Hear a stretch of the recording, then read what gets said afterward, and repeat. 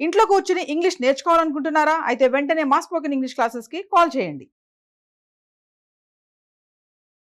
నమస్తే రమగారు. నమస్తే జీ. ఏదైనా చిన్న సిరీస్ స్టార్ట్ చేస్తారండి? 2 భాగాలు చెప్దామా? ఓకే. ముగ్గురు యక్షునుల కథ తమాషాగా ఉంటుంది. ఇందులో పెద్ద కాజు లాజిక్ అడగకూడదు, ఓకే. కథలాగా నడిచిపోతుంది అనమాట. పూర్వం ఎప్పుడో ఎన్నేళ్ల క్రితం ఒక పల్లెటూళ్ళలో ఒక రైతు ఉండేవాడు. ఆయనకి 2-3 కుమారులు ఉండేవాళ్ళు. పెద్ద పిల్లలంతా పనిచేసేవాళ్ళు. ఆఖరి వాడికి ఏం పెద్ద పని రాదు, కుర్రాడు. ఏదో అడుతూ పడుతూ తిరుగుతుంటేవాడు. జనరల్గా ఆఖరి పిల్లలకి ఏం పెద్ద పనులు రావు, అన్ని చోట్ల అంతే. పెద్దవాళ్ళు చేసేస్తుంటారు, చిన్నపిల్లలు ఏమో చిన్న చిన్నవి అందిస్తారు. కానీ అలాగే ఉంటారు రమగారు. అంతే అంతే మనం అదే చెప్పుకోవాలి. బాధ్యతగా ఉండే పనులు, ఇల్లు మోయటాలు అవి రావు జయ, అస్సలు రావు. కష్టం పాపం. ఆడపిల్లలైనా మగపిల్లలైనా అంతే, మరి జీవితాలు ఏం చేస్తాము.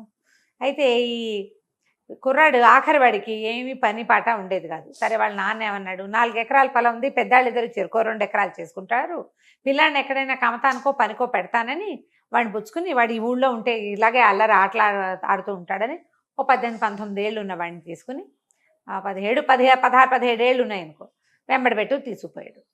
తీసుకెళ్తే సరే వాళ్ళ ఊరు దాటాక ఇంకో ఊరు కనపడింది. ఒక 2 ఊళ్ళకి తర్వాత చిన్న చిన్న ఊళ్ళు, ఓ పెద్ద గుంపు సమూహం కనపడ్డారు వాళ్ళకి. అందరూ మగవాళ్ళు, ఏదో పని చేసుకుంటున్నారు వాళ్ళు.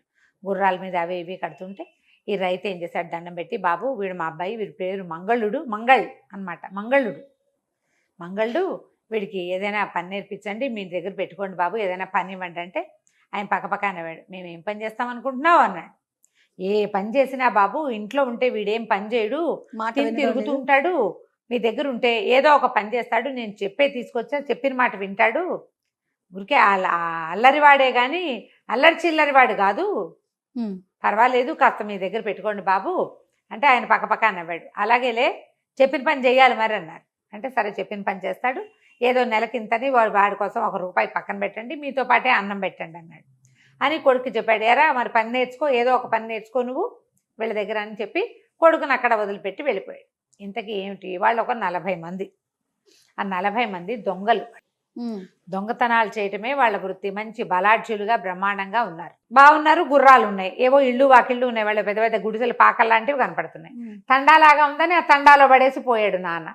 ఈ మంగళుడికి రాత్రి ఏదో చపాతీలు పెట్టారు, తిన్నాడు, పడుకున్నాడు. అరే పొద్దున్నే వీడికి ఏవో కొన్ని పనులు రాత్రే చెప్పారు. నీళ్లు తేవాలరా నాయన మాకు అన్నాడు. అంటే సరేనన్నాడు. వీడు పొద్దున్నే లేచాడు. సరే అటు ఇటు చూసి అక్కడేవో 2 కుండలు ఉంటే ఒక కుండ చేత్తో పుచ్చుకుని దూరంగా ఒక వాగు కనపడుతుంది. నీళ్ళు తేవటం అంటే ఎక్కడి నుంచి తేవాలి, వాగులోంచో బావిలోంచో తేవాలి. అవును. వీడు పోయి వాగు వైపుకి, ఈ దొంగలంతా నిద్ర లేవలేదు, కొంతమంది పడుకున్నారు, కొంతమంది లేవలేదు, ఏదో పనులు చేసుకుంటున్నారు. ఒకళ్ళిద్దరు లేచిన వాళ్ళు చూసుకోవాలా వాళ్ళు ఈ పిల్లాడిని. వీడు మంగళుడు నడుచుకుంటూ పోయాడు.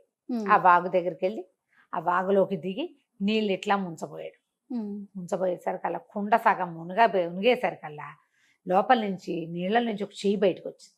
ఒక ఆడవాళ్ళ చెయ్యి, దానికి కంకణాలు, ఉంగరాలు, నాజుగ్గా తెల్లగా పువ్వుల్లే ఉంది. టక్కిన వీడు మణికట్టు పట్టుకునేసరికల్లా వీడు భయపడసా. మా టెంపరి వాడు వాడి బేసిక్ క్యారెక్టర్ టెంపర్తనం, భయం అదుపు లేదు వాడికి. వాడు చేతిని విదిలించేసుకుని బాగా విసిరి కొట్టేశాడు. విసిరి కొడితే ఆ విసిరే సమయంలో ఏమైంది, వీడి నెత్తి మీద ఏదో పెట్టి కొట్టింది ఆ చెయ్యి. కొట్టేసరికల్లా తల మీద దెబ్బ తగల కానీ నెత్తి మీద చేయి పెట్టుకున్నాడు వాడు. స్పీడ్గా నెత్తి మీద చేయి పెట్టుకున్నాడు. చెయ్యిని లాగబోయాడు, వదిలేసింది చెయ్యి, వెళ్ళిపోయింది నీళ్ళలోకి. వీడికి గుండు పగిలిపోయినట్టయింది. బయటకు వచ్చి చూస్తే వీడి నెత్తి మీద ఏదో పెట్టి కొట్టింది కదా, ఆ కొట్టింది ఏంటంటే అంత గిన్నె, అది పాత్రతో కొట్టింది. వీడు చేయి పుచ్చుకున్నాడు కదా, ఆ చేయి విదిలించుకుని ఆ చేయి వేసి వాడి నెత్తి మీద కొట్టేసరికి ఒక ఫ్రాక్షన్ ఆఫ్ సెకండ్స్లో జరిగిపోయింది ఇదంతా. వీడు మళ్ళీ ఆ చేతిని పట్టుకోపోయాడు కానీ అది నీళ్ళలోకి వెళ్ళిపోయింది. పైగా మాడ అదిరిపోయింది వాడికి. తల మీద కొడితే కళ్ళు బైర్లు గమ్మవు, మరి దిమ్మ తిరిగిపోతుంది. అది కాస్త వీళ్ళు ఎక్కడో పడింది ఆ గిన్నె. తీరా చూస్తే ఆ వాగు బయట అంత గిన్నె, దాని నిండా వజ్రాలు, రత్నాలు అవి తాపడం చేసిన బంగారపు గిన్నెలు, చట్టి, కూర చట్టి ఉంటుంది చూడు, అటువంటిది. వీడు ఆశ్చర్యపోయాడు. ఆ తల తడుగుకుంటూ ఆ కుండ నిండా నీళ్లు ముంచుకుని గిన్నె చేత్తో పుచ్చుకుని పోయాడు. వీడు నెత్తి అడుగుకుంటున్నాడు. నెత్తి మధ్యలో ఏం చేస్తాడు, 2 చేతుల్లో 2 ఉన్నాయి అంటున్నాడు అనమాట. దగ్గరికి వెళ్ళేసరికి వాళ్ళు ఆశ్చర్యపోయారు, "మరి ఏమిట్రా, ఎక్కడి నుంచి చూస్తున్నావురా, ఏం చేస్తున్నారా, నీళ్ళు ఎక్కడివిరా" అన్నారు. వాగులోంచి నీళ్ళు తెచ్చానండి అనేసి ఆ కుండ అక్కడ పెట్టి ఆ గిన్నె వాళ్ళ చేతిలో పెట్టి నెత్తి రాసుకుంటున్నాడు వీడు. ఆ గిన్నె చూడగానే దొంగల నాయకుడు ఆశ్చర్యపోయాడు, "ఎక్కడిదిరా ఇది నీకు" అన్నాడు. "ఆ వాగు దగ్గర దొరికిందండి, ఎవరో చేయి పుచ్చుకుంది నన్ను, భయమే లేదురా నీకు" అన్నాడు. మనకేం భయం అండి, ఆడాళ్ళని చేయి పుచ్చుకుంటే భయం వేసేటానికి ఏముంది, మనకేం భయం లేదు. చేయి పుచ్చుకుంది, చేయి విదిలించుకున్నాను, ఏదో పెట్టి నెత్తి మీద కొట్టింది, ఆ నెత్తి మీద పెట్టింది కొట్టింది దీంతోటేనండి, ఇది గట్టు మీద పడిపోయింది, నేను తీసుకొచ్చాను అన్నాడు. ఆ గిన్నెని చూసి ఆశ్చర్యపోయారు. వాగులో ఎన్నేళ్ల నుంచో నీళ్లు ముంచలేదురా మేము, ఈ వాగు దాటి అవతలకి వెళ్తే అవతల ఒక బావి ఉంది, అందులో నుంచి తెచ్చుకుంటాం, ఆ వాగులో చేయి ముంచితే ఒప్పుకోదు ఆ వాగు, ఇట్లాగే చేతులు పుచ్చుకుంటుంది. భయపడుతున్నారు వాళ్ళు. వీడు చిన్నపిల్లాడు, భయం లేదు వాడికి, ఏ భయము లేక పిల్లలకి భయాలు ఉండవు చూడు, అవునవును. తెంపర్తనమే ఎక్కువగా ఉంటుంది. అని చెప్పారు. చెప్పిన తర్వాత వాళ్ళు ఆశ్చర్యపోయారు. ఆ గిన్నెలు అందరూ తిప్పి తిప్పి చూశారు, దాని నిండా వజ్రాలే తాపటం చేసున్నాయి, ఇంత దాకల్లే ఉంది. న్యాయం పడితే ఇది నీది, అంతేగా వాడికే తెచ్చాడు కదా, వాడే ఇది తెచ్చాడు నీది, కదా. ఇది అమ్మగా ఎంత డబ్బు వస్తే అంత డబ్బు నీకు ఇస్తాం. మీ నాన్న చెప్పాడు కదా నీకు ఏదైనా పని నేర్పించి 10 రూపాయలు చేతిలో పెట్టమని, మొదటి పూటే సంపాదించుకున్నావురా నువ్వు, భలే వాడివి, అమ్మేసి డబ్బులు పట్టుకొస్తానన్నాడు. కుర్రాడు ఇక్కడే ఉన్నాడు. ఆయన ఈ వెళ్ళాడు. దొంగల వర్తకుడు, దొంగల నాయకుడు ఏం చేశాడు, ఆ గిన్నె పుచ్చుకుని ఊళ్ళోకి తీసుకుపోయాడు. ముందు ఒక వ్యాపారస్తుడికి చూపించాడు. వ్యాపారస్తుడు చూసి, అయ్యి బాబు ఇది చాలా ఖరీదు, ఇవన్నీ మంచి మంచి వజ్రాలు, మనకు ఒక రత్నాల వ్యాపారి ఉన్నాడు, ఆయన దగ్గర చూపిద్దాం అని చెప్పాడు. ఆ రత్నాల వ్యాపారి దగ్గర తీసుకుపోయారు. వ్యాపారి ఏం చేశాడు, బాగా తిప్పి తిప్పి చూసి దాని సంగతి తెలిసింది, అవి చాలా ఖరీదైనవి, ఆ గిన్నెలో నుంచి ఓడదీస్తే ఒక్కోటి కొన్ని కోట్లు చేస్తుంది. ఆలోచించి ఏమన్నాడంటే, నేను దీన్ని కొనుక్కోగలను, కాకపోతే రాజుగారు ఏ రేటు కడితే ఆ రేటు ఇస్తా, రాజుకు చెప్పకుండా ఇంతంత వస్తువులు కొనకూడదు అని చెప్పి రాజుగారి దగ్గరికి తీసుకుపోయాడు. ఈ మన దొంగల నాయకుడు ఏమనుకున్నాడంటే కొంటారనుకున్నాడు. అదే రాజంటే అతనికి ఏం భయం, వాళ్ళు ఇది దొంగతనం చేసిన వస్తువు కాదు కదా. తీరా అక్కడికి వెళ్ళేసరికల్లా రత్నవర్తకుడు అన్నాడు, ప్రభు ఇది మా ఇంట్లో నుంచి పోయిన గిన్నె, అప్పుడెప్పుడో మా ఇంట్లో దొంగతనం జరిగింది కదా, ఈ గిన్నె మా ఇంట్లో నుంచే పోయింది అన్నాడు. ఈయన నాయకుడిని పట్టుకోమన్నారు రాజుగారు. సైనికులు వచ్చి బంధించారు. ఆ నాయకుడు ఏం చెప్పాడంటే, అయ్యా మేము దొంగలమే వృత్తిరీత్యా, కానీ మేము ఈ మధ్యకాలంలో దొంగతనాలు చేయలే, అసలు ఈ ఊళ్ళోకి రాలా మేము, ఈ మధ్య మేము ఈ వర్తకుడి ఇంట్లో దొంగతనం చేసింది కాదు, ఈ వస్తువు వాగు దగ్గర మా ఇంట్లో మా దగ్గర పనిచేసే కుర్రవాడికి దొరికింది, కావాలంటే మీరు పిలిపించండి, 39 మంది నా తోబుట్టువులు బంధువులు ఉన్నారు అక్కడ, కుటుంబం దొంగలం అందరం, ఒక కుర్రాడు ఉన్నాడు పల్లెటూరు వాడు, రైతు కొడుకు, కావాలంటే పిలిపించండి అన్నాడు. వీడికి ఏం భయం. సరే అక్కడి నుంచి రాజు కబురు చేసి పిలిపిస్తే అక్కడ నిజంగానే 39 మంది దొంగలు, ఒక కుర్రాడు, మొత్తం గుంపద్దరిని తీసుకొచ్చేసరికల్లా ఈ మన నాయకుడు చెప్పాడు మంగళుడికి, ఒరే నీకు దొరికిన గిన్నె ఈ వ్యాపారస్తుడు ఇంట్లో నుంచి దొంగతనం జరిగింది అంటున్నాడు అంటే, వీడికి అర్థమైంది వాడు అబద్ధం చెప్తున్నాడు, ఇలాంటి గిన్నెలు మీ దగ్గర ఉన్నాయా ఇంకా అని అడిగాడు. లేవు, ఇది ఒకటే గిన్నె అన్నాడు ఆయన.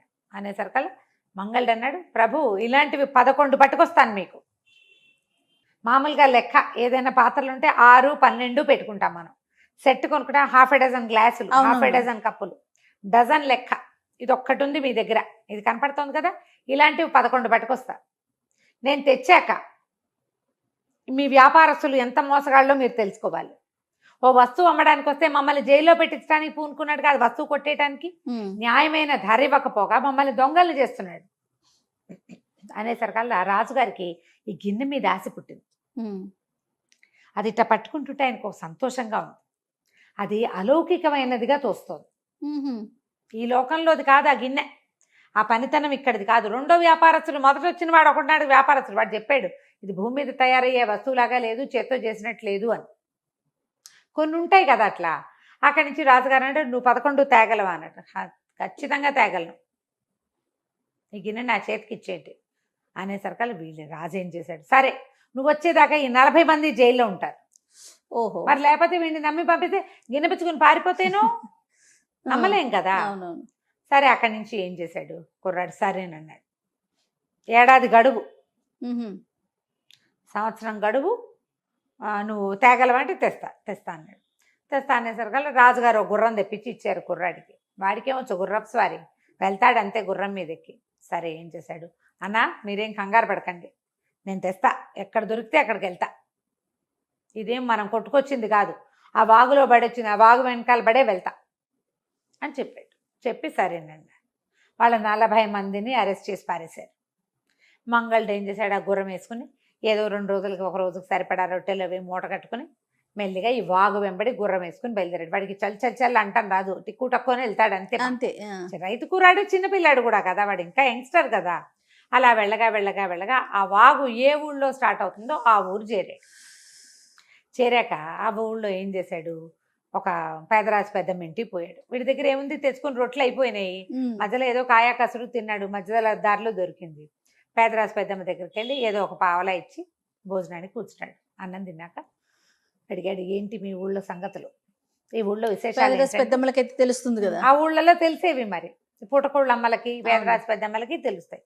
ఏమిటి ఇక్కడ విశేషాలు అంటే, విశేషాలు ఏమిటాయంటే అన్నీ బాగానే ఉన్నాయి, అన్నీ బాగానే ఉన్నాయి.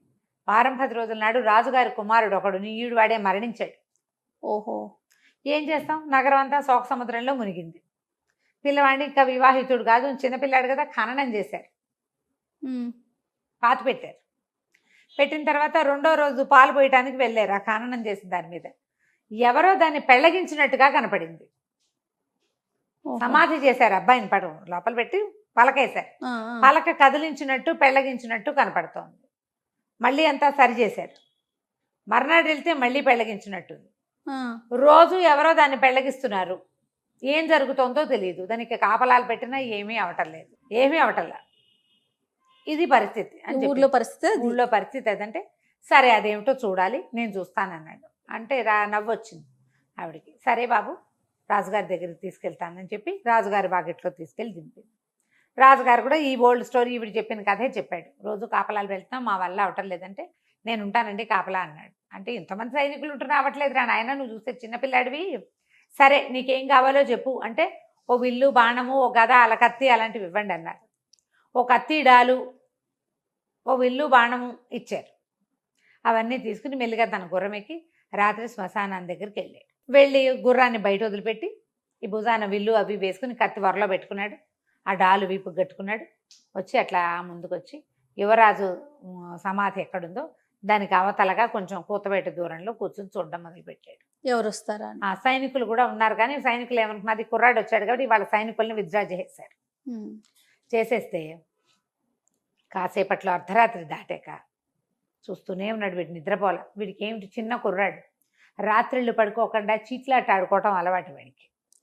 వాడికి ఎందుకు నిద్ర వస్తుంది, ఏదైనా కాలక్షేపం ఉంటే కుర్రాళ్ళకి అసలు నిద్రే రాదు. మెలకుగా కూర్చుని ఉన్నాడు. 1 గంట అలా అయ్యేసరికల్లా 3 పావురాలు వచ్చి వాళ్ళని, పావురాలే కదా అనుకుంటారు.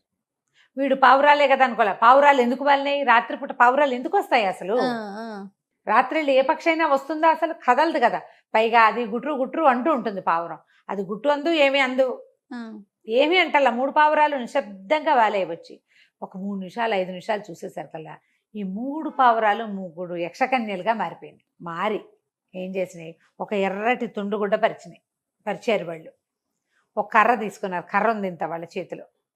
ఆ కర్ర పెట్టి తవ్వడం కాదు, సింపుల్గా చేసేసారు. దీని మీదేమో, ఈ తువ్వాల మీదేమో వడ్డిచ్చు అని 2 దెబ్బలు కొట్టింది. ఆయన పెట్టంగానే టకా టకా టకా అన్ని సామాన్లు వచ్చేసేసినాయి, బోల్డ్ అన్ని ఖాద్య పదార్థాలు. అక్కడి నుంచి ఇంకొక ఆవిడ లేచి నిలబడి అక్కడి నుంచి ఈ మన సమాధి ఉందిగా, సమాధి మీద కొట్టింది. తెరుచుకొని సమాధి మూత పక్కకు జరిగింది. రాజకుమారుడు లేచి వచ్చాడు, కూర్చున్నాడు. 4 కూర్చుని తింటున్నాడు అన్నం. బతికే వచ్చేసాడు. అన్నం తింటున్నాడు, వీళ్ళతో పాటు తిండి తింటున్నాడు. మనవాడు ఏం చేశాడు, మెల్లిగా బాణం తీసి సరిగ్గా సూటిగా వేసి కొట్టాడు. బాణం ఎలా వేశాడంటే, యక్షకన్యలకి తగలలేదు, రాజకుమారుడికి తగలలేదు, వాళ్ళ మధ్యలోకి వేశాడు. వెయ్యగానే 3 యక్షులు పావురాలకు మారిపోయి తుర్రుమని ఎగిరిపోయారు. ఎగిరిన మరుక్షణం వీడు పరిగెత్తాడు అక్కడికి. పరిగెడితే వాళ్ళు వెళ్ళిపోతూ వాళ్ళ దగ్గర ఒక బెత్తము, ఓ తుండుగుడ్డ ఉన్నాయో, ఒక ఎర్ర తుండు పరిచి ఒక బెత్తం పెట్టి కొట్టారు. భోజనం తెప్పించారు. అవి అక్కడే వదిలిపెట్టేశారు. ఈ కంగారులో 3 వెళ్ళిపోయారు. 3 వెళ్ళిపోయి రాజకుమారుడు ఒకడే కూర్చున్నాడు అన్నం తినుకుంటూ. ఆఖరి ముద్ద తింటున్నాడు. అక్కడి నుంచి ఆ తుండుగుడ్డను ఆ కర్ర చంకలో పెట్టుకుని, నువ్వు ఇక్కడ ఎందుకు, శ్మశానంలో పాము, ఇంటికి వెళ్ళిపోదామని రాజకుమారుడిని గుర్రం ఎక్కించుకుని బతికొచ్చేసాడు వాడు. వాళ్ళు రోజు అతనితో కలిసి కంపెనీకి భోజనం చేస్తున్నారు. పూడ్చిన కుర్రాడు కావాలి వాళ్ళకి. దొరికాడు రాకుమారుడు, తింటున్నారు రోజు కూర్చొని. తీసుకుపోయి రాజుగారికి అప్పచెప్తే రాజుగారు పరమ సంతోషించేశాడు ఈ బతికొచ్చిన కొడుకుని చూసి. నీకేం కావాలో చెప్పు అన్నాడు. నాకేం కావాలంటే బ్యాగ్లో నుంచి వీడి గిన్నె తీశాడు. ఇలాంటివి 11 గిన్నెలు కావాలండి అన్నాడు. రాజు అన్నాడు, బాబు నా రాజ్యం అంతా అమ్మేసినా ఒక్క గిన్నె కూడా కొనలేను నేను, ఇదంతా ఖరీదైనది, కోట్లు చేస్తాయి, నా వల్ల కాదు అన్నాడు. అంటే సరే అని బాయ్ చెప్పేశాడు. అక్కడి నుంచి బయలుదేరి ఈ వాగు ఉన్న ఊరు నుంచి అలా బయలుదేరి సముద్ర తీరాన్ని వైపు వెంబడి ప్రయాణం చేస్తూ ఒక నగరానికి చేరాడు. ఒక ఊరు అది. ఆ ఊళ్ళో చేరాడు. ఊళ్ళో ఏవో చాలా ఇళ్ళు కనపడ్డాయి. ఏదో ఒక ఇంటి దగ్గర ర్యాండమ్గా ఓ ఇంటి దగ్గర ఆగి, ఏమంటే పై దేశం నుంచి వస్తున్నాను, భోజనం పెడతారా అంటే వాళ్ళు అన్నారు, నాయన మాకేం అభ్యంతరం లేదు, కానీ మా ఇంట్లో తిండే లేదు, మాకే కాదు ఇక్కడ ఎవరికీ తిండి లేదు, మా దగ్గర తిండి గింజలు లేవు, నీళ్లు ఉన్నాయి పుష్కలంగా అనేసరికి అతను అన్నాడు, ఆశ్రయం ఇస్తారన్నాడు. ఆశ్రయం ఎందుకు నాయన, ఇస్తాము, కానీ మేమేం తిండి పెట్టలేవు, మేము తినటానికే ఏమీ లేదు, ఏదో గంజి దాచున్నాం, మీరు కూడా ఒక గంజి పోయగలం అంతే అన్నాడు. ఏం కంగారు పడకండి, నేను చెప్తాను ఇక్కడ మీకు ఎందుకు ఈ పరిస్థితి వచ్చింది అన్నాడు.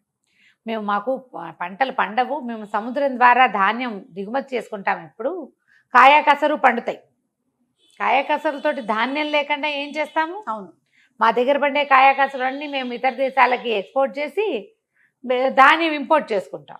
ఈ మధ్యకాలంలో ధాన్యం తెచ్చేటువంటి నావలని ఏ సముద్రంలో మునిగిపోతున్నాయి ఒక చోట, అవి ఎందుకు అలా అయిపోతున్నాయో తెలియదు. 1000 బస్తాల ధాన్యాలు కూడా మునిగిపోయినాయి, ధాన్యమే లేదు, గింజలు లేవు మా దగ్గర, ఒట్టి కూర వండుకుని ఏం తింటాం, కొన్నాళ్ళు తిన్నాం, అవి వంట పట్టటల్లా, బేస్ లేనిదే వంట పట్టదు, అట్లా బాధపడుతున్నాడు ఆయన, గింజ లేదు మా దగ్గర అంటే. సైతన్ అన్నాడు, ఏం పర్వాలేదు అని చెప్పి తువ్వాలు పరిచి కర్ర పెట్టి వడ్డించు వడ్డించు అని దెబ్బలు కొట్టాడు. కొట్టంగానే టకటక ఆహారం వచ్చేసింది. పిలవండి మీ వాళ్ళందరినీ భోంచేద్దామని అందరినీ పిలిచాడు. పిలిస్తే సరే అందరూ కలిసి భోజనం చేశారు. వాళ్ళంతా సంతోషించారు. భలే మంచి పని చేశావు నాయన అంటే, మీ సముద్రంలో వచ్చిన సమస్యను నేను తీర్చగలను, నేను ప్రయత్నం చేస్తా, నన్ను మీ రాజు దగ్గరికి తీసుకెళ్ళమంటే రాజు దగ్గరికి తీసుకుపోయారు.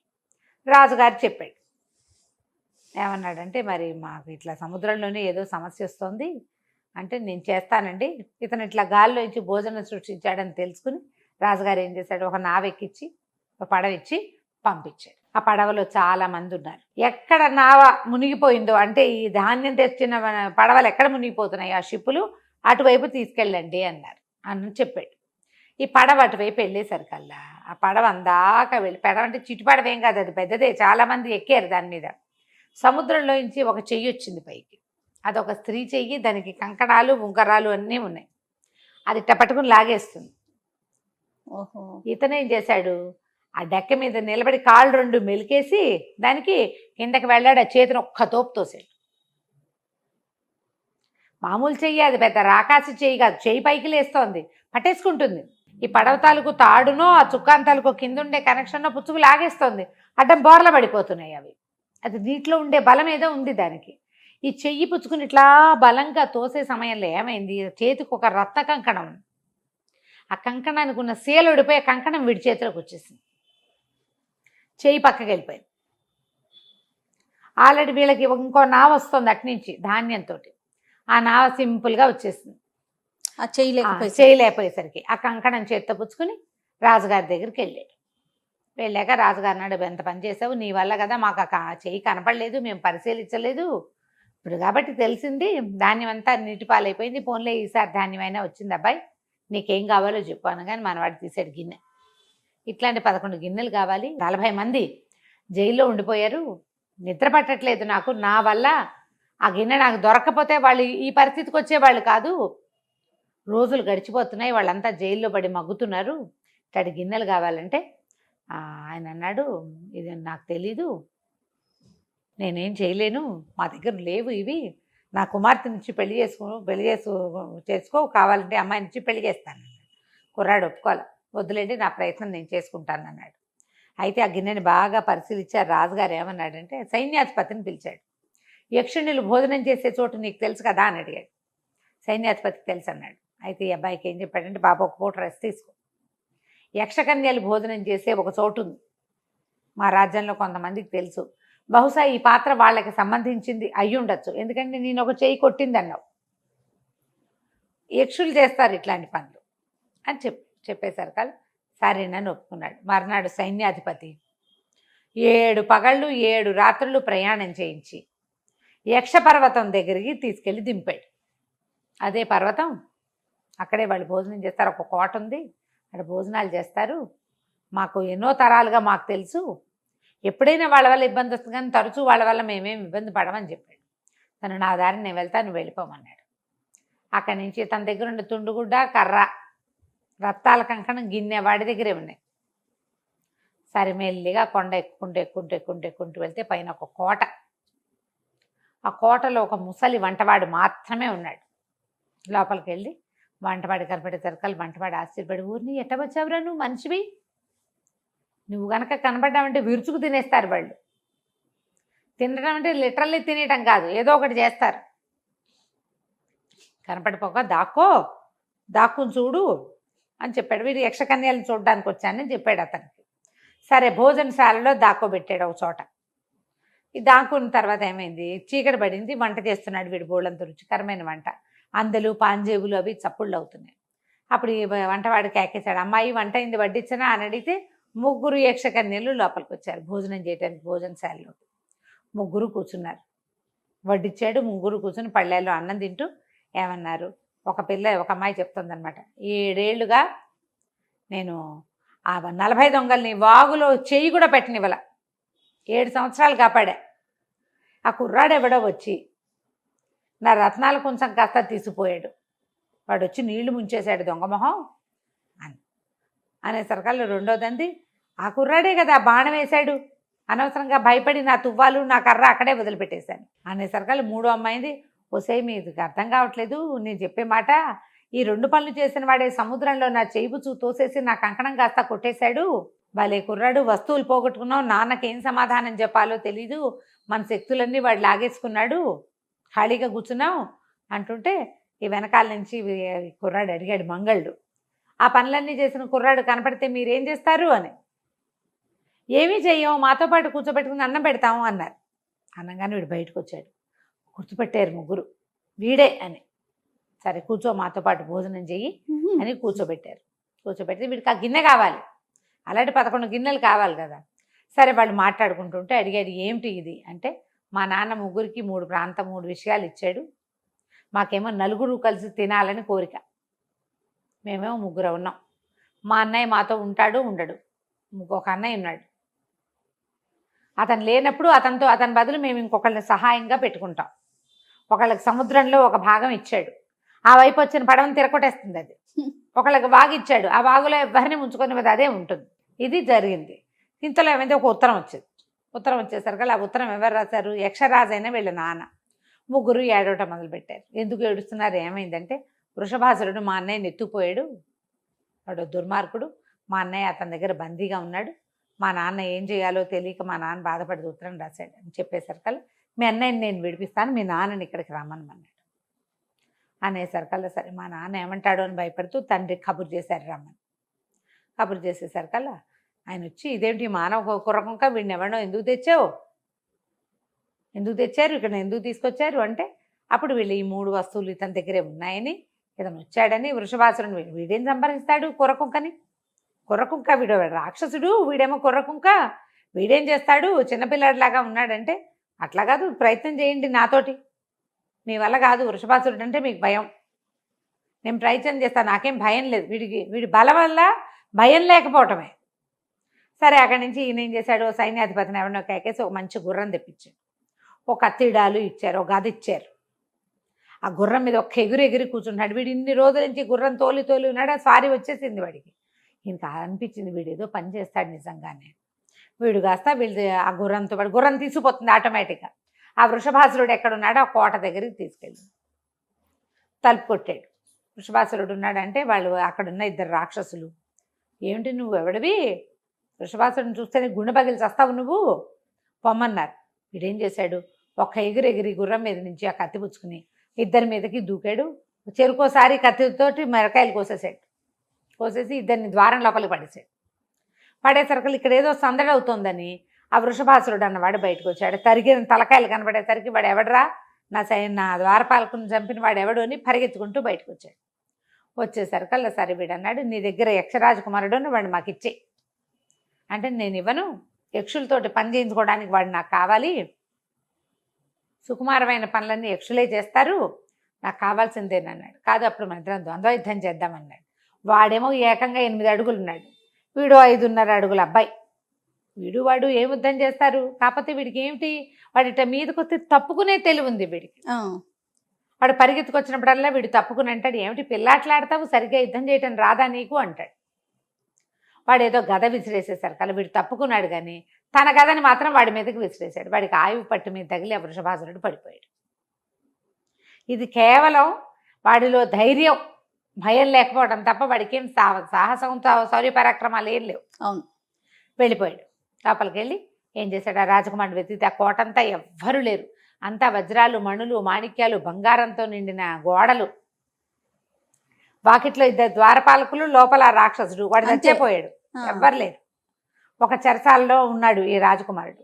తను పరిగెత్తుకుంటూ వెళ్ళి రాజకుమారుడిని ఊడదీసి బయటికి తీసుకొచ్చాడు. తను గుర్రం ఎక్కించుకుని వెళ్ళిపోదామంటే, సరే నువ్వెవరు ఏంటి అని కనుక్కుని యక్షరాకుమారుడు ఏమన్నాడు, మా నాన్నని మా చివరి చెల్లెల్ని పెళ్లి చేసుకుంటానని ఆయన వేలుకున్న ఉంగరం ఇవ్వమని అడుగు. మా చెల్లెల్ని పక్కన ఉంటే నీ మొత్తం జీవితం అంతా పండగే. ఆ ఉంగరం ఉన్నవాడికి ఎక్కువ బలం ఉంటుంది. నువ్వు అడుగు, నన్ను రక్షించావు కాబట్టి ఆ 2 అడిగి తీసుకోమన్నాడు. సరే వీళ్ళు ఇద్దరు కలిసి వెళ్ళిపోయారు. ఆ 3 యక్షకన్యలు తండ్రి ఉన్న చోటుకి వెళ్ళారు. మాసేపు మాట్లాడుకున్నాక, నీకేం కావాలో అడగమంటే, ఇతను మీ అమ్మాయిని ఇచ్చి పెళ్లి చేయండి, మీ వేలుకున్న ఉంగరం ఇచ్చేయండి అన్నాడు. అంటే ఆ ఉంగరం వీడి దగ్గర ఉంటే ఆ యక్షరాజు ఏమీ చేయడు వాడిని. వాడు ఆయువు అయ్యేదాకా యక్షుల వల్ల వాడికి భయం ఉండదు అనమాట. కొన్నాళ్ళు పోయాక నా పిల్ల నాకు కావాలనిపించింది అనుకో, ఆయనకి పిల్లని తీసుకెళ్తాడు. ఉంగరం ఉండటం వల్ల వీడికి ఏం జరగదు. అందుకని ఆ అబ్బాయి చెప్పాడనమాట. అక్కడి నుంచి సరే అమ్మాయి కూడా ఒప్పుకుంది.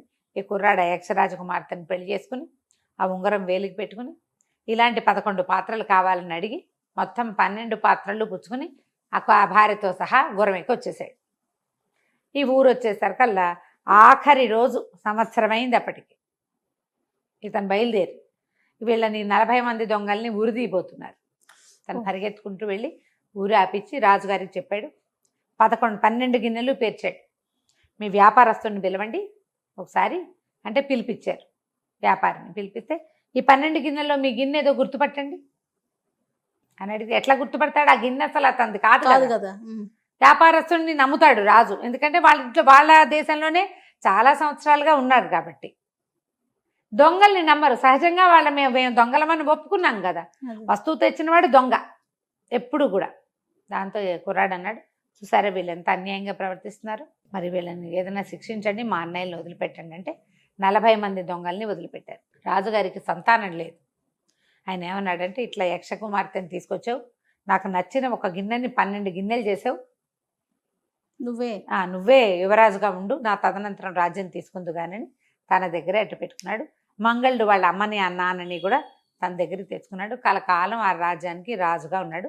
వాడి జీవనం తర్వాత, వాడి మరణం తర్వాత వాడి భార్య యక్షలోకానికి వెళ్ళిపోయింది. కథ కంచికి మనం ఇంటికి. నమస్తే రమ్య గారు. నమస్తే.